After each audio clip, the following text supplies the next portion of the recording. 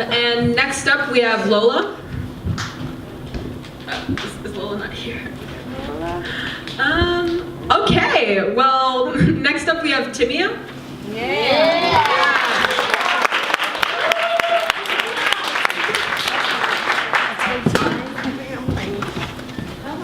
Come on, you can do it.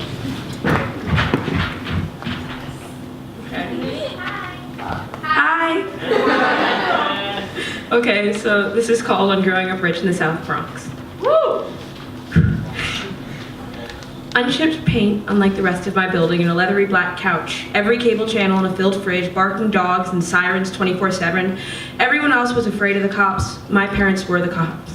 One building for the four of us, the building would shake when the Yankees won. And I loved the bodega across the street, even though I was too little to go alone. I loved everything from the little white awning to the washed out design. All the 50-cent ice cream sandwiches everyone else bought me, and a wall of candies Mom didn't like me eating, an array of Swedish fish, and red sour straws. Mom was so protective. I wasn't allowed to go to school with the other kids. As a matter of fact, I never even really met the other kids dressed in pink clothes from the Gap and Aeropostale and Children's Place. I felt bad. They watched me run off late night for the airport so I could fly to the Caribbean, heading off early morning from my private school nestled in Riverdale and hanging out with my happy parents at American Girl midday. But I, too, was jealous of them, with their multitude of short braids, tight with colorful beads.